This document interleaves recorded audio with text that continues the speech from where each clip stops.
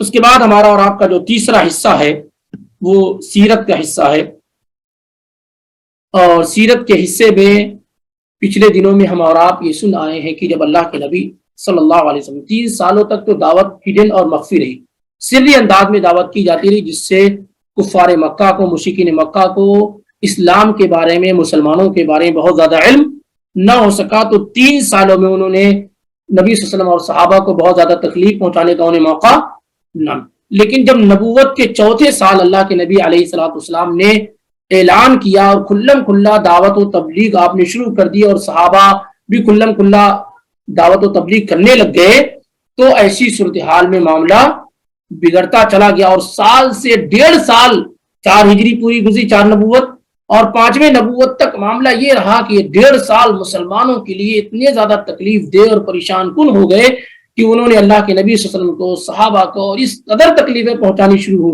کر دی کہ رونگٹے کھڑے ہو جائے جو تکلیفیں انہوں نے صحابہ کو دی، اور جن کے لیے یہاں تک کہ پچھلے ہفتے میں ذکر کیا گیا تھا کہ بلال کو چھوڑ کر کے بہت سارے صحابہ کرام کیا ہے، کلمہ کفر کہنے پر ظاہری طور پر آمادہ ہو گئے تاکہ اس عذاب اور تکلیف سے بچ جائیں، اور کتنے لوگ تو اس تکلیف میں کیا ہے فوت ہو گئے، جن میں یاسر ہیں، اور اسی طرح ان کے ایک بیٹے عبداللہ ہیں، ان کی بیوی سمیہ رضی اللہ تعالیٰ عنہ ہے، اور بھی دیگر صحابہ کیا اس تکلیف سے کو برداشت نہ کر سکے، اور اسی میں کیا ہے ان کی وفات ہوئی۔ یہ سلسلہ دن بدن بڑھتا ہی جا رہا تھا، یہ سلسلہ دن بدن بڑھتا ہی جا رہا تھا۔ اب صورتحال سے کیسے نپٹا جائے، یعنی مسلمان جو ہیں وہ تکلیفوں اور پریشانیوں میں ہیں۔ نبی علیہ الصلوۃ والسلام کا معاملہ یہ ہے کہ آپ خود دوسروں کے محتاج ہیں، یعنی آپ کے چچا آپ کا ڈیفینس کر رہے ہیں، آپ کے خاندان والے آپ کا ڈیفینس کر رہے ہیں، تو ایسی صورتحال میں یہ آپ سے امید کیسے کی جائے کہ آپ دوسرے لوگوں کا ڈیفینس کریں گے؟ یعنی پوزیشن اس وقت خود اللہ کے پیغمبر کی یہ تھی کہ آپ اس لیے سیف تھے، سیف ہونے کا مطلب آپ کو تکلیفیں کم دی جا رہی تھی کہ آپ کی پشت پناہی حاصل تھی آپ کو آپ کے چچا ابو طالب کی اور آپ کے خاندان والوں کی، جس کی وجہ سے مشرکین مکہ آپ کو اس طرح کا عذاب نہیں دے پا رہے تھے جو عذاب وہ عام طور سے دوسرے کمزور صحابہ کو دے لے جا رہے تھے۔ تو نبی علیہ الصلوۃ والسلام اس پوزیشن میں نہ تھے کہ آپ دیگر صحابہ کا ڈیفنس کریں اور ان کی نصرت اور مدد کر سکیں۔ تو اللہ کے نبی علیہ الصلوۃ والسلام نے 2 پلان تیار کیے، 2 پلان تیار کیے۔ سیرت میں ہمارے اور آپ کے لیے بہت رہنمائی ہے۔ ہم اور آپ جذباتی لوگ ہیں، ایموشنل والے لوگ ہیں، ہمارے پاس علم بھی نہیں، عمل بھی نہیں، صرف کیا ہے، صرف جذبات ہے اور کوئی پلان نہیں ہے۔ اور اگر کوئی ڈھنگ کا پلان بنایا جائے، بنانے والے بنائے، تو لوگ کہتے ہیں یہ تو ڈرپوک لوگ ہیں، بزدل لوگ ہیں۔ یہ کتنے دن ہوئے؟ سن 4 نبوت پورا ہو گیا، اور 5ویں نبوت کی بات ہے، رجب سے پہلے تک صورتحال بہت خراب ہوتی چلی گئی، اور مسلمانوں پر ظلم و ستم خوب ہو رہا ہے، سمجھ میں نہیں آ رہا ہے کہ کیا کیا جائے۔ تو نبی علیہ الصلوۃ والسلام نے 2 پلان بنائے۔ پہلا پلان یہ کہ آپ صلی اللہ علیہ وآلہ وسلم نے ایک جگہ منتخب کی، سلیکٹ کی، جس کو دار ارقم کہا جاتا، ارقم کا گھر۔ یہ کہاں تھا؟ یہ صفا دیکھ رہے ہیں نا، صفا پہاڑی کی اس طرف تھا، بالکل اس کے پیچھے تھا۔ عام طور سے وہاں پر آبادی لوگوں کی نہیں تھی، اور وہ گھر ارقم رضی اللہ تعالیٰ عنہ کا تھا، جو نبی علیہ الصلوۃ والسلام کے خاندان والوں سے ان کی کیا آپسی دشمنیاں چل رہی تھی زمانے سے۔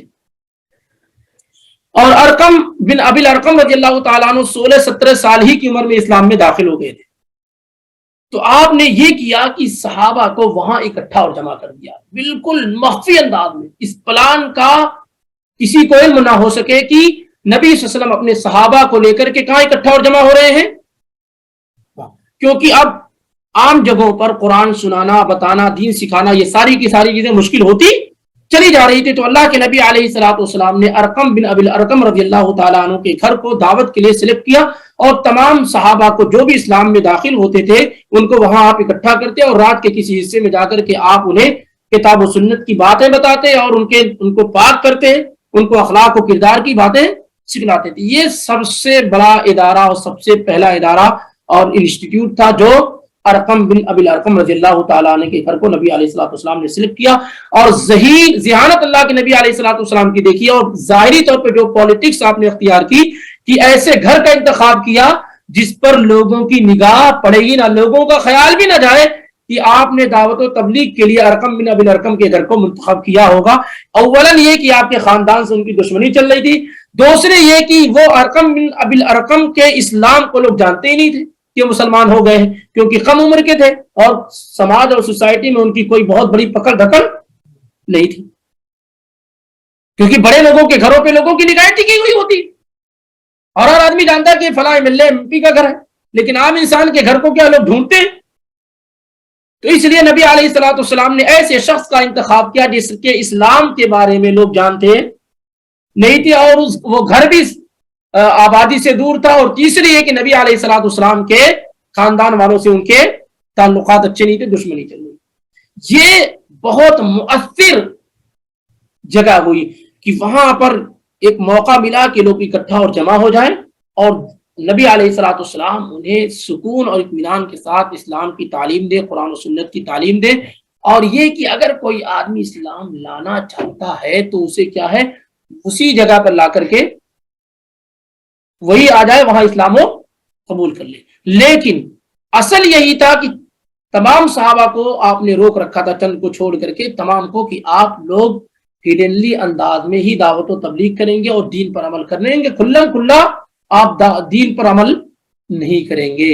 یعنی اب یہاں آ کر کے ارقم بن ابی الارقم میں آ کر کے یہاں آپ نماز پڑھیں، ذکر و اذکار کریں، تلاوت کریں، تعلیم دیں وغیرہ وغیرہ، لیکن ایسا نہیں کہ کہیں بھی گلی کوچوں میں آپ کیا ہے کسی بھی صحابی کو پکڑ کر کے کتاب و سنت کی بات سکھانا شروع کر دیں، اس کا تزکیہ کرنا شروع۔ ان تمام چیزوں سے نبی علیہ الصلوۃ والسلام نے، آپ خود کرتے تھے لیکن کمزور صحابہ کو آپ نے منع کر رکھا تھا کہ اس کا ریئیکشن جو ہوگا مشرکین کی جانب سے وہ بہتر۔ یہ پہلا پلان تھا جو بہت سکسیس ہوا۔ دوسرا کیا ہے؟ دوسرا یہ کہ آپ صلی اللہ علیہ وسلم نے کمزور صحابہ کو، جن کا کوئی نہیں تھا، آپ نے ان کو کہا رجب سن 5 نبوت میں، رجب سن 5 نبوت میں آپ نے ان صحابہ کو حکم دیا کہ تم لوگ یہاں سے چلے جاؤ۔ کہاں؟ حبشہ۔ آئیے دیکھیے ام سلمہ رضی اللہ تعالیٰ عنہ، جو اس پہلی ہجرت میں آپ صلی اللہ علیہ وسلم، جو پہلی ہجرت میں گئی ہوئی تھی، ام سلمہ جن کا نام ہند بنت ابی امیہ ہے، یہ بعد میں نبی علیہ الصلوۃ والسلام کی بیوی اور ہماری اور آپ کی ماں ہو گئی۔ کون؟ ام سلمہ رضی اللہ تعالیٰ عنہ۔ ان کا بیان ہے، انہی کے الفاظ میں سنتے ہیں، وہ کہتی ہیں کہ جب اہل مکہ نے اب لوگوں کی زندگی، اہل ایمان کی زندگی بالکل تنگ کر دی، اور نبی صلی اللہ علیہ وسلم کے صحابہ کو حد درجہ تکلیف دی جانے لگی، اور اس قدر اذیت اور پریشان ان کو کیا جاتا، نبی علیہ الصلوۃ والسلام اس کو دور کرنے پہ قادر نہیں تھے، تو نبی علیہ الصلوۃ والسلام نے صحابہ کو یہ حکم دیا، جو کمزور صحابہ تھے، آپ نے کہا انا بارض الحبشہ ملکن ملکن، اور ملکن، ملک اور ملک کا مطلب جانتے ہیں؟ ملک بادشاہ اور ملک فرشتہ۔ ان بارض الحبشۃ ملکن لا یظلم احد عنده، تم لوگ حبشہ چلے جاؤ، حبشہ میں جو بادشاہ ہے وہ بڑا عادل ہے، انصاف والا، اس پر، اس کے ہاں کسی پر ظلم نہیں کیا جاتا ہے، اس کے پاس چلے جاؤ، اس کے ہاں ظلم نہیں کیا جاتا، وہاں چلے جاؤ، اور وہاں کب تک رہو؟ جب تک کہ تم اللہ رب العالمین اس مسائل سے، اس مصیبت سے آسانی کا معاملہ نہ کر دے، تب تک تم لوگ کہاں رہو؟ حبشہ کے اندر رہو۔ ام سلمہ رضی اللہ تعالیٰ عنہ بیان کرتی ہیں کہ ہم لوگ وہاں چلے گئے اور بڑے ہی اطمینان اور امن و امان کے ساتھ وہاں رہنے لگے، کیونکہ وہاں کا جو بادشاہ تھا وہ واقعی طور پر بہت ہی عدل اور انصاف والا تھا، اس کے پاس کوئی ظلم اور زیادتی نہیں تھی۔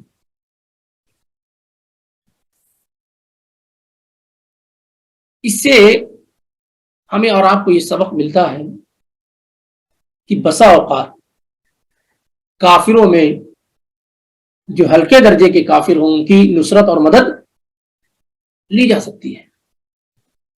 اگر آپ ہندوستان میں ہیں تو یہ سیرت آپ کے لیے بہت مفید ہوگی. اگر سب سے آپ نے پنگا کر رکھا ہے تو پھر آپ کو اپنے وجود کے ساتھ رہنا بڑا مشکل ہوگا.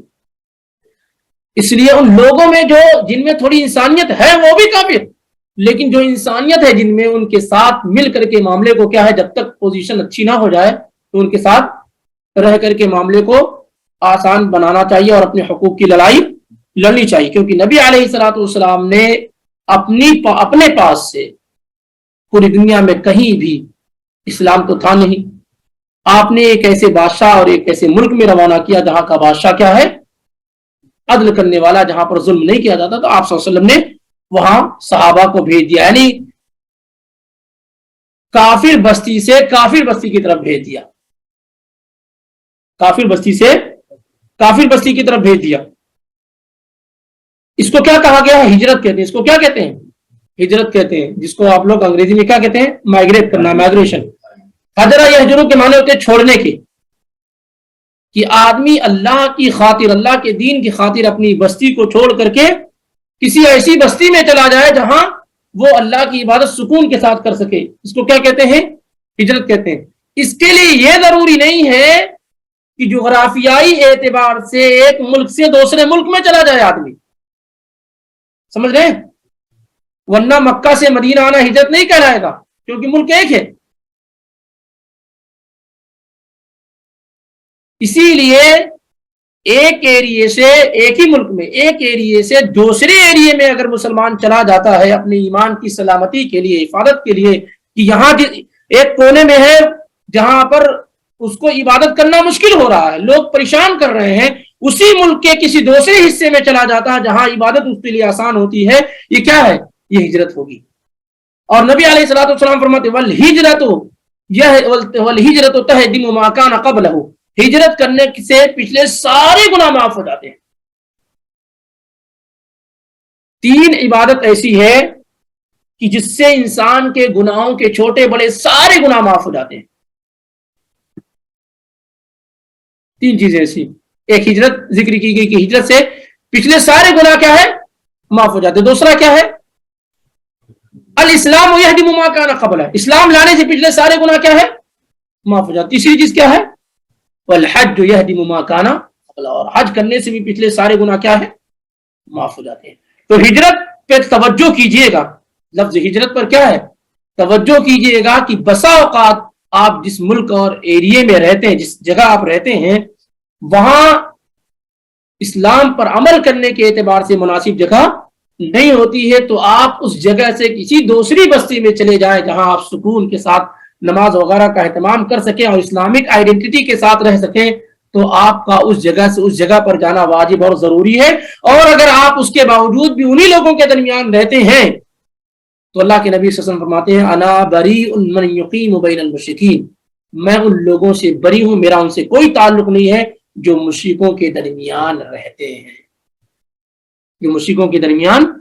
اور ان تمام لوگوں کے لیے عبرت اور نصیحت ہے جو اسلامک ملک کو چھوڑ کر کے یہاں جہاں سکون کے ساتھ وہ عبادت کر سکتے ہیں, ایسی جگہوں کو چھوڑ کر کے ایسی جگہوں پر جا کے آباد ہو جاتے ہیں جہاں مہینوں مہینوں ان کے کانوں سے اللہ اکبر کی اور اذان کی آواز تک نہیں ٹکراتی, جہاں ان کو مسجد میں جانے کی توفیق نہیں ملتی, جہاں اسلام اور اللہ کا نام لینے والا کوئی نہیں ہوتا, جہاں کفر و شرک ہوتا ہے.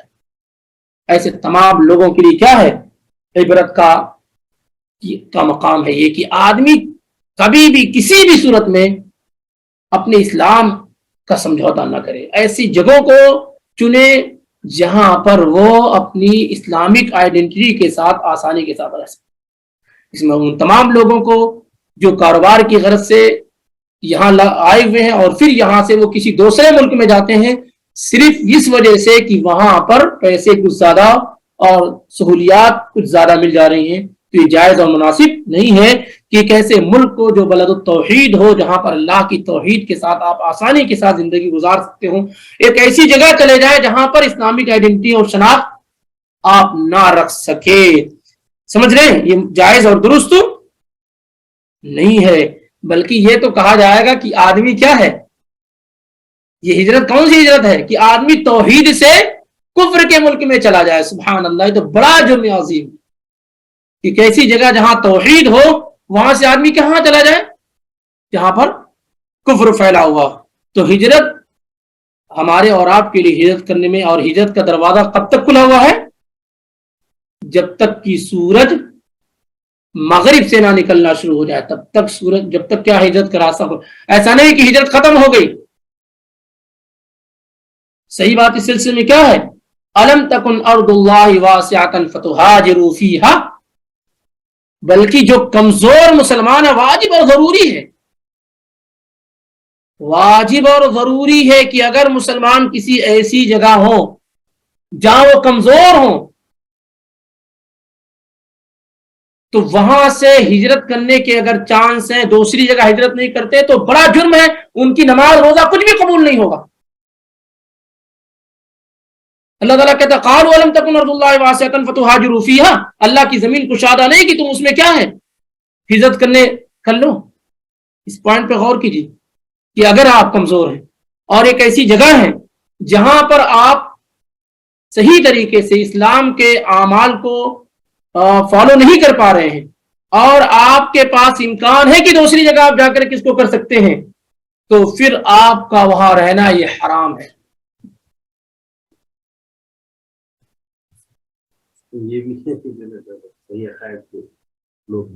سمجھ رہے ہیں؟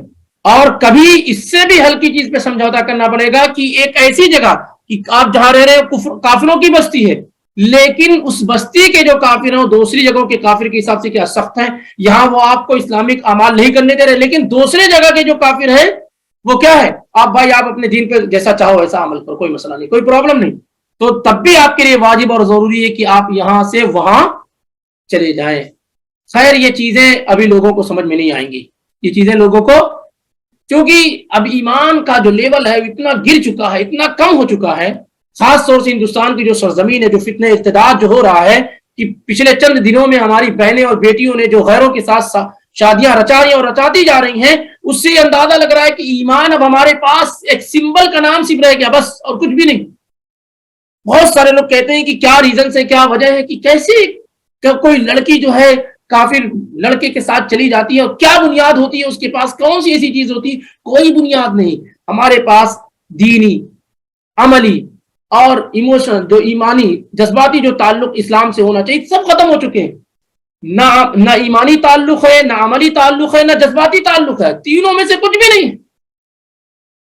صرف ایک آئیڈینٹی ہے، ایک نام ہے مسلمان ہونے کا، تو یہ بہت آسانی کے ساتھ اس کو قربان کیا جا سکتا ہے.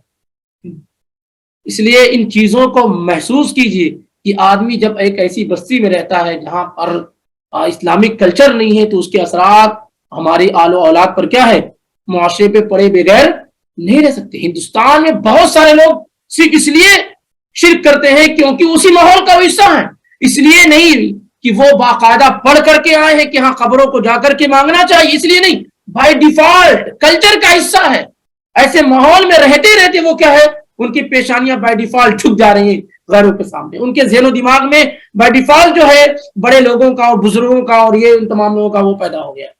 تو ہجرت کے متعلق ان فوائد کو، بینیفٹس کو ہمارے سامنے، ہم اپنے سامنے رکھیں کہ جب اللہ کے پیغمبر نے مکہ کی سرزمین جو سب سے اونچی، سب سے بلند، سب سے مقدس سرزمین تھی، اگر اسلام کی اور ایمان کی حفاظت کی خاطر اللہ کے نبی صلی اللہ علیہ وسلم نے ایک ایسے ملک میں بھیجا جو بلد الکفر تھا، لیکن وہاں پر مسلمانوں کو اپنے ایمان اور دین کے ساتھ رہنے کی اجازت حاصل تھی، تو اندازہ لگایا جا سکتا ہے کہ ہم اور آپ کے لیے یہ چیز کس قدر زیادہ اہم ہے. آدمی کو چاہیے کہ ان چیزوں پر توجہ کرے. اگر کسی ایسی جگہ وہ جاتا ہے، ہم لوگ موو کرتے ہیں، ہجرت کرتے ہیں، آدمی ایسی جگہ پر چلا جاتا ہے جہاں کالجز اچھے ہوں، کالونیاں اچھی ہوں، پارک ہو، ماحول اچھا ہو، پانی صاف و شفاف ہو، یہ ساری چیزیں ہماری توجہات میں ہوتی. ہم جن بنیادوں پر ہم گھر مکان وغیرہ کا سلیکشن کرتے، لیکن کتنے لوگ ہیں جو مسجدوں کی بنیاد پر، اداروں کی بنیاد پر، علماء کی بنیاد پر اور اسلامک کلچر اور تہذیب کی بنیاد پر کتنے لوگ سلیکٹ کرتے ہیں. کون ایسا شخص ہے جو اس لیے مکان وہاں خریدتا ہو کہ بھائی وہاں عالم پاس میں رہتے ہیں؟ کسی کو دیکھا آپ نے؟ کون ایسا ہے جو یہ اس بنیاد پہ مکان خریدتا ہو کہ پاس اسکول ہے، مدرسے ہیں، اسلامک سینٹر ہے اور مدارس ہیں اور وغیرہ وغیرہ؟ نہیں. ایک آدمی یہیں سے دیکھیں گے آپ، یہیں پہ ریاض میں دیکھیں گے کہ ایک آدمی ہارا سے موو ہو جاتا ہے کہاں، ایک دوسری جگہ چلا جاتا ہے جہاں اس کے اپنے لوگ نہیں ہوتے. کیوں؟ کیونکہ وہاں دنیاوی تعلیم اس کو اس کے بچوں کے لیے بہت مفید ہوگی, کل کو اس کا بچہ بہتر اسکول میں رہے گا وغیرہ ہوگا اس طرح کی. تو جو معیار ہم نے بنا رکھے وہ بہت کمزور معیار آتے ہیں, سب دنیا میں چھوڑ جائیں گے. جو ایک ہی چیز ہے جو معیار ہم نے بنا رکھا, اگر تقویٰ اور توحید بنا رکھا ہے تو وہی ہمارے ساتھ جانے والا ہے. تو ہمیں چاہیے کہ ان چیزوں پر ہم توجہ کریں. ہم واقعی طور پر بہت پیچھے جا چکے ہیں. ہمارے سوچ کا جو زاویہ ہے, ہماری تھاٹ جو ہے وہ بہت کمزور ہو چکی ہے. اس لیے عمل کے اندر کوئی خاص بدلاؤ نہیں آ پائے گا. تو ہجرت کے سلسلے میں جو گفتگو اللہ کی توفیق سے آپ کے سامنے کی جا رہی تھی کہ اللہ کے نبی علیہ الصلوۃ والسلام نے 11 مرد یا 12 مرد دونوں کی روایت اور 4 عورتیں, یہ ایک قافلہ, ایک سرکل بنا کر کے آپ صلی اللہ علیہ وسلم نے کیا ہے, راتوں رات, آپ اللہ کے پیغمبر ہیں, سینہ مت ہر جگہ تانے رہیے, اکڑے مت رہیے کہ کون ہمیں مٹا سکتا ہے. اللہ کے پیغمبر امام الانبیاء ہیں, لیکن تدبیر اختیار کرتے ہیں اپنے ان صحابہ کو جو جن میں بڑے بڑے صحابہ تھے. عثمان بن عفان تھے, آپ کی بیٹی رقیہ تھی. ان لوگوں کو امیر جو ہے رات کے اندھیرے میں, یہ جو جدہ کا جو وہ علاقہ ہے شعیبہ کر کے کہلاتا تھا, جو بندرگاہ تھی, وہاں سے روانہ کیا. راتوں رات نکل جاؤ. اتفاق ایسا ہوا کہ وہاں پہنچے تو 2 سفینہ, دو کشتی پہلے سے موجود تھی, نصف دینار میں سارے لوگ سوار ہو گئے اور 9 2 11 ہو گئے فوراً. وہاں سے ان لوگوں نے پیچھا تو کیا لیکن وہ آگے جا چکے تھے. سمجھ رہے؟ تو یہ تقریباً 11 مرد اور 4 عورتیں یا 12 مرد اور 4 عورتوں پر مشتمل یہ پہلا سرکل روانہ ہوا. کہاں؟ حبشہ کی طرف.